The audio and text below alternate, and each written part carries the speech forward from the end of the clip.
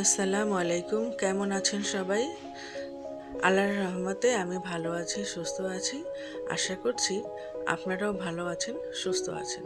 চলুন, কাজ করতে করতে আপনাদের সাথে একটু কথা বলে নিই। মানুষকে যার যার নিজের ভাবনাটা নিজেকেই ভাবতে হয়। আমরা যারা মেয়ে মানুষ আছি, আমাদের জন্য কিন্তু কেউ ভাবে না। প্রত্যেকের মেয়েদেরই নিজেদের ভাবনাগুলো নিজেদের ভেবে রাখা উচিত। নিজেদের ভালো মন্দটা নিজেদেরই হিসেব করে বুঝে নিতে হয়। বাবা মার বাসায় থাকাকালীন হোক, আর বিয়ের পর স্বামীর ঘরে আসাকালীন হোক। স্বামীর সংসার করতে করতে তো আপনারা কখনো তাদের কাছ থেকে কিছুই পাবেন না। শ্বশুরবাড়ির মানুষের কাছ থেকে পাবেন লাঞ্ছনা গঞ্জনা, এটা তোমার বাপের বাড়ি না, এটা তোমার স্বামীর বাড়ি, এখানে বিয়ে হয়ে আসছো, এখানে তোমরা পরের মেয়ে, তোমরা কেন আমাদের ব্যক্তিগত ব্যাপারে নাক গলাবা, আমাদের পরিবারের ব্যাপারে ইন্টারফেয়ার করবা। এসব কথা শুনতে শুনতে মেয়েদের সংসার করতে হয়।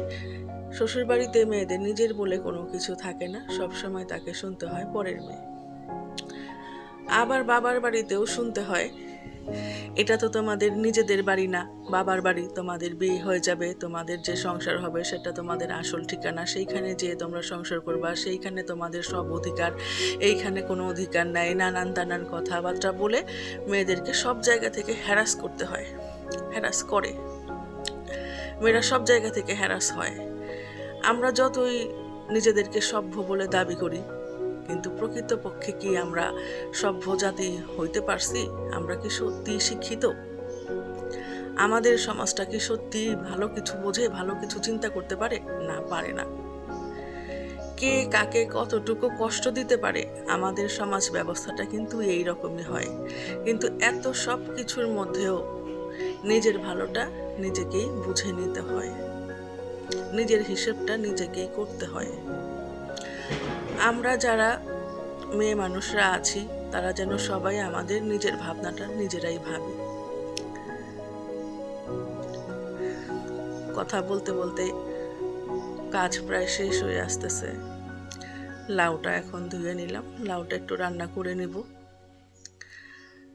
জানি না আমার কথাগুলো আপনারা কোনভাবে নিলেন। আপনাদের কাছে এক একজনের কাছে এক এক রকম লাগতে পারে, কিন্তু এটাই হচ্ছে বাস্তবতা। আমার চারপাশে এখন যা কিছু হচ্ছে, এতে আমি এই কথাগুলো বলতে বাধ্য হলাম। যা কিছু দেখতেছি, যা কিছু শুনতেছি, তাতে মনে হচ্ছে যে মেয়েদের কোনো অস্তিত্ব নাই। মেয়েরা বাবার বাড়িতেও পর, শ্বশুর বাড়িতেও পর। তাহলে মেয়েদের আপন ঠিকানাটা কোথায় একবার ভাববেন? না ভাবছেন? একটু ভেবে দেখবেন। আমরা যারা অন্যের সংসারে এসে এত কষ্ট করে সংসার করি, পরিশ্রম করি, এখানেও আমাদের নিজের বলতে কিছু নাই। বাবার বাড়িতেও হয়তো আমাদের নিজের বলতে কিছু নয়, সেইখানেও আমরা বিয়ের পরে মেহমান হয়ে যাই। বাদাম ভর্তাটা বানিয়ে নিলাম কথা বলতে বলতে, একবার খেয়ে দেখবেন এই বাদাম ভর্তাটা করে ভালো লাগবে। স্বাভাবিক নিয়মেই আমি এই বাদাম ভর্তাটা করেছি। লাউয়ের তরকারিটাও হয়ে গেছে, ধনেপাতা দিয়ে দিলাম।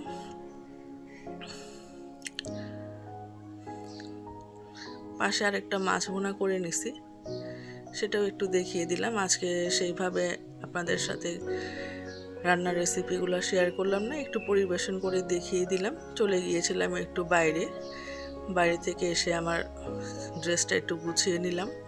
দেখুন তো ড্রেসটা কেমন, আমার কাছে তো খুব ভালোই লাগে। এটা আমার নিজের ডিজাইন করা একটা ড্রেস।